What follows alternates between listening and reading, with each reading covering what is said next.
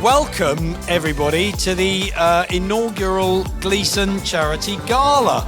Really proud that we're associating with Centrepoint, a charity that is really perfectly aligned to our own vision and mission and values in providing homes to those that need them most, and in training and developing our own people.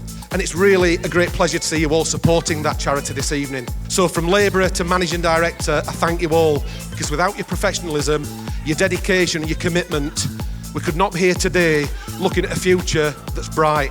So thank you all for joining. Really appreciate it. All the best.